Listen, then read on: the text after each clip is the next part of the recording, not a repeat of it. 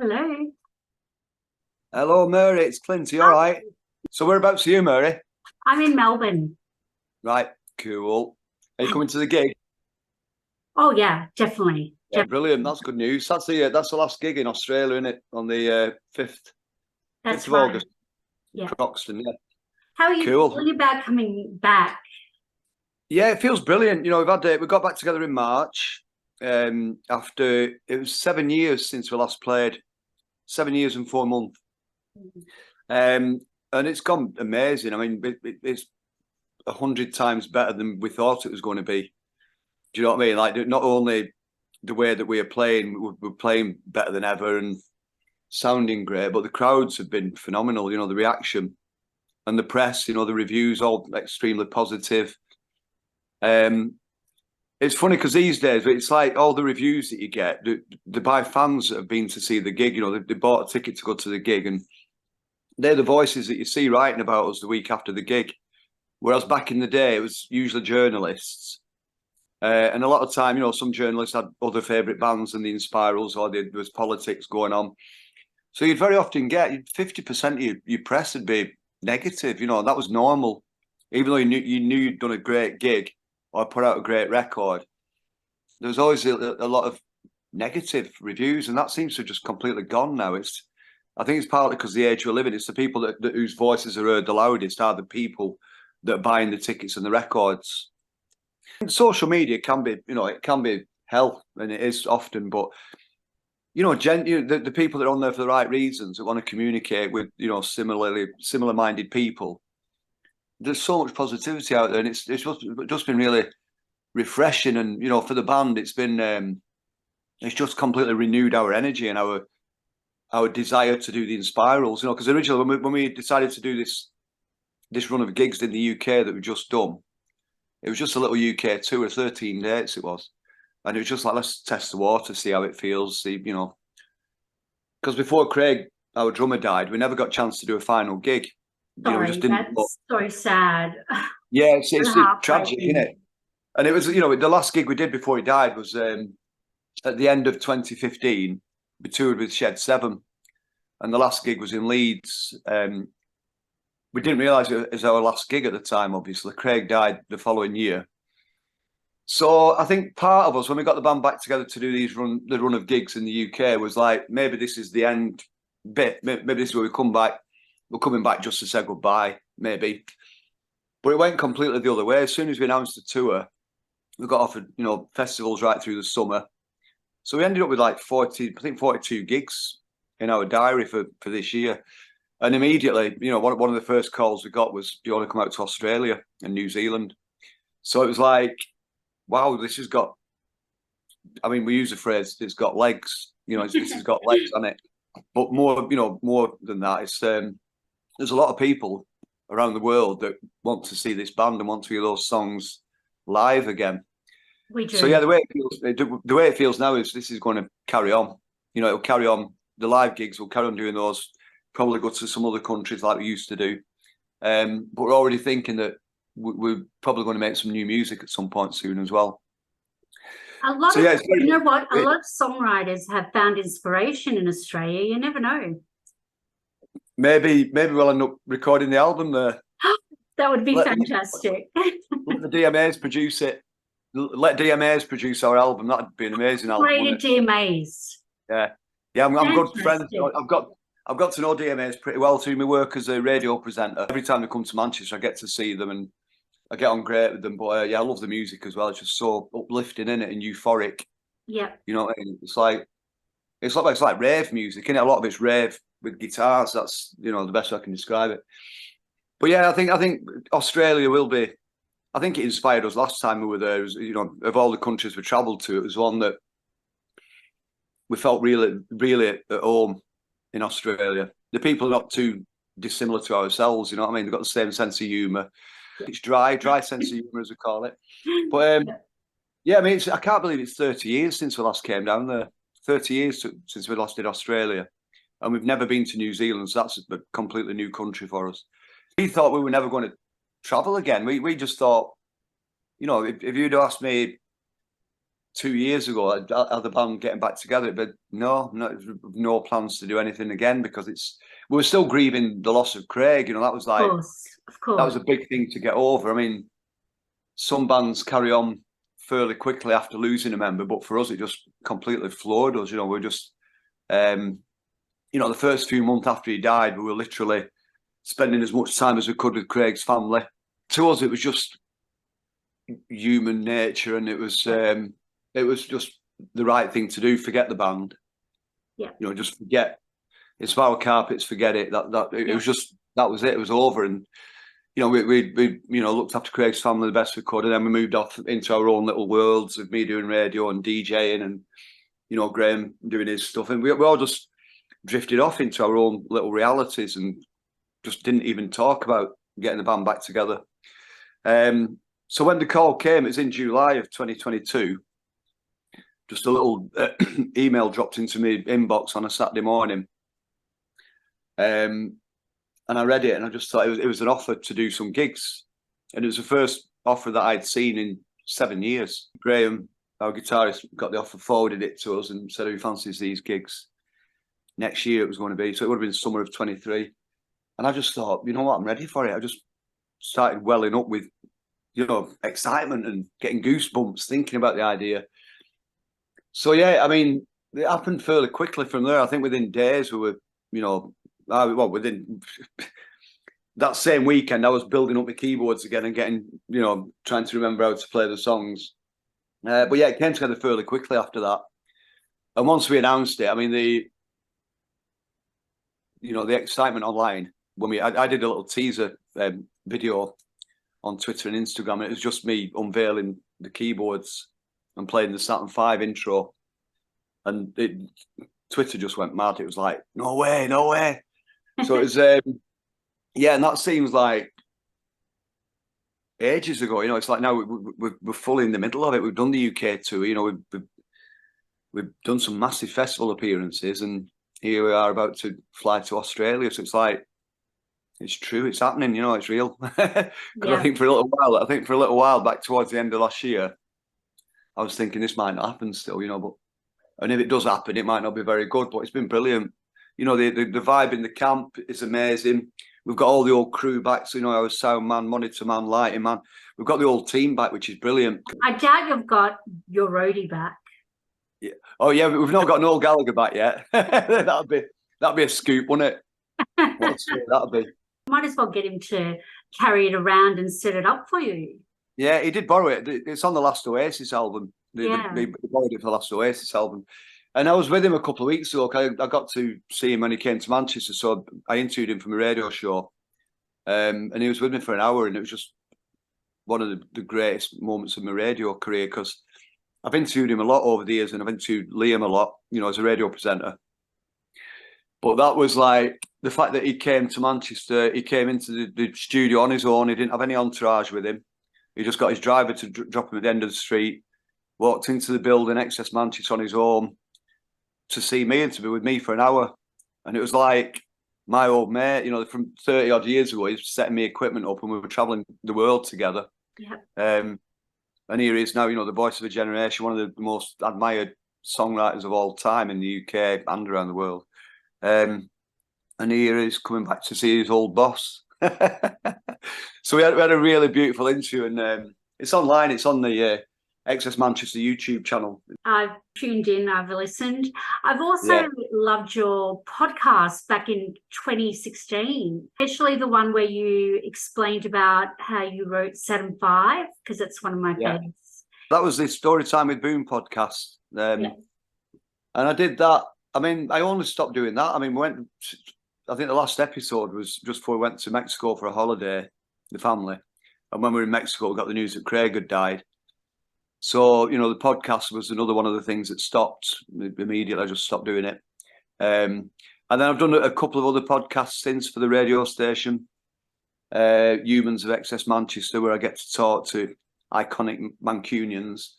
So that was a podcast I enjoyed doing. Yeah, I like talking to people. you know, and if there's a platform where we can put those conversations out, whether it's a podcast or a radio show or whatever, it's it's something I enjoy doing. I enjoy hearing people's stories, and I enjoy telling my stories. But I was really interested in the fact that you homeschooled your kids. Yeah, well, we started doing that about probably 10 years ago now. 10 or 11 years ago we started doing it. We're still doing it.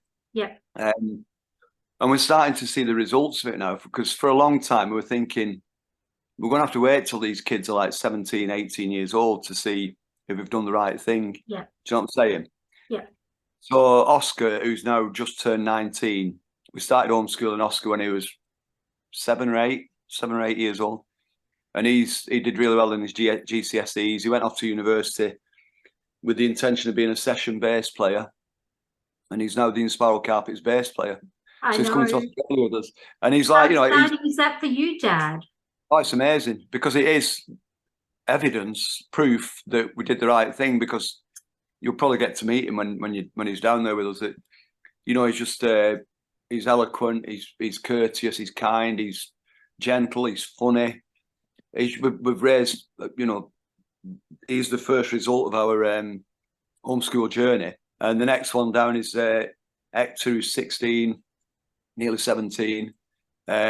He wants to be an electrician, so he's about to go and start studying it. He's been at college doing maths and English and stuff in the last year or two. But yeah, it's been a journey that we've enjoyed it, myself and my wife, doing it. We've not done all the educating ourselves. You know, you do what you can as a parent, and then you tap into like local activities that are going on for the home ed community. But we've enjoyed it, and you know, we can relax now and realise that we did do the right thing. You know, because I think traditional education in this country, my experience of it wasn't the best time of my life at all. And yeah, we took a chance on it, and it can be expensive as well. You know, homeschooling is not a cheap option, because you're having to, you know, you do a lot of going out on trips to museums or art galleries, or, you know, going to the local skate park when there's a home ed gathering or whatever. Yeah. And then, you know, we did have a private tutor who comes to do basic maths and English with the kids, you know, a couple of days a week. So it is, it can be an expensive option, but we're so glad we did it, because our kids are fine young men. You know, our youngest is 13, little Cassius. So little, he's 13, he's as tall as me now. It's personal, but it's relevant to our journey. And, you know, the fact that Oscar is now in the Inspiral Carpets, and he's not doing, I mean, it's not just because he's my son. He's an amazing musician. He is absolutely, he's probably the best musician in the band now. He's that good. And he's getting, you know, we're paying him the full session rate, so he's making decent money for doing it. And he's loving it. It's, you know, it's his dream come true. That he's been dreaming about being a bass session player for 5 or 6 years, and now he's in the Inspirals. And he's got his own band too as well. Yeah, he's got a band called The Solution, that are amazing 4-piece post-punk band. You know, they're like the Bunnymen, they're like the Cure, you know, the Pistols, but just a really great band with an amazing frontman. And then he's doing session work with other people as well. So he spent all day today with a band called Glass Hearts from Manchester that are doing some music. He's playing bass with them. And then a couple of like my little solo projects that I'm working on, he's playing bass on that as well. Fantastic. So yeah, he's a session bassist, and he's got some good money in the bank now. Good. And he's only 19. Fantastic. Just turned 19. He was 18 when he joined the Inspirals. And you mentioned your wife. She was someone who pushed you towards these latest gigs. Definitely, yeah, absolutely. She's been behind it 100%, because during the time that we weren't working, you know, the last 7 years, one of the things I didn't miss was being away from home. So as a DJ, I do a lot of gigs around the UK, and there'll be occasions where I'll stay out for one night in a hotel somewhere after a gig in London or whatever. I don't like being away from home, because we've got family, we've got my wife, and we've got, you know, kids and pets and stuff. So when it came back to the idea of the Inspirals getting back together, I imagined when I told Charlie about the offer that she might say, "I don't want you to do it." And if she'd have said that, I wouldn't have got back into doing it. But she was, you know, from the outset, she was like, "Do it. You need to do it." I think she knew that for my own mental health, I needed to do it. You know, I got into a, not a rut in a bad way, but, you know, spending all my time as a, you know, my working life for the last 7 years was playing other people's records on the radio and playing other people's records in nightclubs and bars and events because it was a DJ. So the idea being that now I can get back into celebrating records I've made over the last 35 years, it's been really, you know, it's just made me feel so much more positive about everything, you know, and more, it's given me a zest for the music again, you know, which has been nice. We do a lot of work together. Me and my wife work on the tea parties as well. I've just relaunched Mrs. Boon's tea parties. I was successful there. So we're doing that once a month in a local venue in Stockport. And the last one, we put the tickets on sale. It sold out in minutes, like they usually sell out in minutes. But that event received something like 120,000 hits on the ticketing site, that one tea party in one Sunday afternoon. So that shows how massive the tea parties are. So I love working with her on that stuff. And, you know, we support each other as best we can. And we've got some great stuff in the pipeline for this year and going forward that we're going to be working on. When I was listening to the 2016 podcast and stuff, I really wanted to know about a couple of the songs, but you hadn't mentioned how they came about. When I write a song, it's quite photographic and it's a story. And you don't have to dig too deep below the surface to know what the song's about. So when I wrote a song like Joe, it was about an actual homeless person that I knew back in the 80s. Sackville was about... I love how you spoke about that on your podcast, actually. I might put a link. I'll definitely put a link to that because that was amazing. Right, thank you. Yeah. Sackville was a great, you know, again, that's a song I wrote about. We had an office on Sackville Street in Manchester, which at the time was the red light district, as they used to call it. So it's a song about, you know, the darker side of that part of Manchester back in the 80s and about the, you know, the sex workers, the prostitutes that used to work there. So what I was saying, the songs I write are usually quite pictorial and photographic, where Graham usually writes from a more abstract or in an abstract style, so you don't always know directly what he's writing about. So a song like She Comes in the Fall, I'm not convinced I know exactly where it came from in terms of Graham's mind. So I see it as a collection of words that we played, you know, we sing and but it's really, it's a beautiful song. I think the drumming on it's quite spectacular, you know, courtesy of Craig. Yeah. Because with songs, you know, we never, if I wrote a song, I'd never tell Craig how to drum on it. You know, the song would have a natural rhythm, like, you know, Sackville's. That's how I wrote it. And I just left it to Craig to do the drums, and it's so he's following the rhythm of the keyboards. And but on She Comes in the Fall, Craig came up with this military beat, and it was just like random as anything, but it just worked amazingly. And you know what? There's various points in the set. We've put together a set of songs, the running order of 20 songs, maybe 21, I think. I can't remember. But She Comes in the Fall is quite early in the set. And when it comes to the chorus, I play these massive, like, choral chords, like a choir. And it's the part of the set where you're probably about 10 minutes into the set, maybe. And then suddenly, when I hit these chords, to me, the whole room just goes, and it's like gospel-like, you know what I mean? You feel it. It's like, you should learn to walk before you.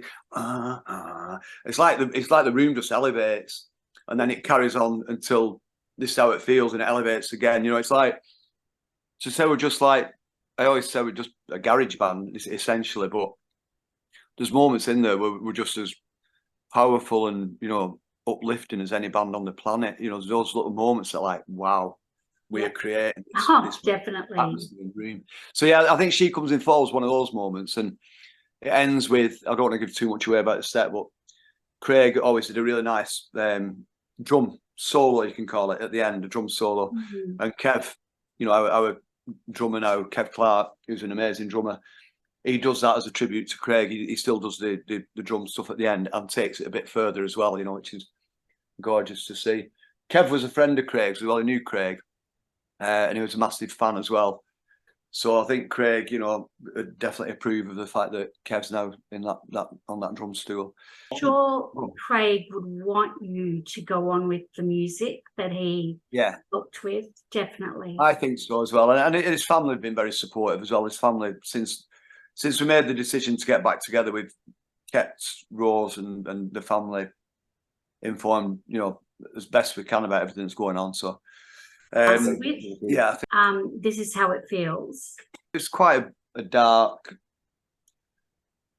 song, really. I wasn't feeling great when I wrote it, and I wanted to get my sentiments into a story, which I did. I created a story about a family where there's some issues, there's something going on that you don't know about, you know, between the mum. It's not the mum and dad, it's the mum and something else going on in the story. The second verse is a guy, there's a suicide, you know, there's a guy in town who's committed suicide. You don't know why, but it was like I put these feelings into a song because I felt at the time in quite a dark place, to be honest with you, about something that I won't go into detail about. But so I created this song, but it's ironic that it's become this football anthem. You know, the football tourist it's been sung for, well, probably 15, 20 years now, because it started as a Manchester United fan song. They used to sing it to the City fans to wind them up. This is how it feels to be City. This is how it feels to be small. This is how it feels when your team wins nothing at all. Because City weren't doing very well back then. But then, as soon as City became, you know, the most successful football team in the world ever, the City fans started singing it back to United fans. So it's still, you know, it's a massive song in British culture. Manchester City recently won a thing called the treble, which is like it's the ultimate football team achievement. And the game was shown on TV, and the first music you heard as the game finished was This Is How It Feels. It was like it's become a theme tune for Manchester City. Yeah, it's incredible because, like, when I think about how I felt when I was writing it, if somebody had said, you know, tap on the shoulder, Clint, in 30 years' time, this is going to be one of the most sung songs in the UK on a weekly basis, which it is when you think about the tens of thousands of people who are joining in singing it. It's a phenomenal little song, that, isn't it? It's quite uplifting, even though it is dark. I don't know, I felt solace when I used to hear it and dance to it at clubs. I think the thing is, what it is it's a universal emotion, isn't it? It's like everybody knows what it feels like to be lonely. Even if you can be sat with your best friends, but you can be feeling lonely. It's like it's a basic human emotion. So anybody listening to that song can relate to it. And I always say, when I listen to songs like Oasis songs, you know, live forever. Everybody wants to live forever. You know what I mean? Cigarettes and alcohol. It's like the more you can write a song that captures a universal human emotion, the more it's likely to be a success. You know what I mean? So if you could describe your music in food form, what would it be? Oh, I've never been asked that question, but I like it. I don't know. The first thing I thought was fish and chips, but that's us at the beginning when we were just a garage punk band. But I think we've become something a bit more diverse over the years. Food form. I think we've got elements of. I think we're still fish and chips, but with elements of fine dining. I love it. Lastly, our magazine is called What's My Scene? So, Clint, what is your scene? I suppose it's my reality is, you know, a lot of music. Everything's relating to music. You know, as a radio presenter, as a DJ, as a musician, as a fan of music, it's all music. And then right in the middle of that is my family. You know, my wife, my kids, my dog Dolly that's sat down here on the floor. It's that's my scene. You know, it's music and family. Full stop. You know, I don't follow football. You know, I don't follow motor racing. I don't really have any hobbies outside of music and my family. That's my scene. That music and family.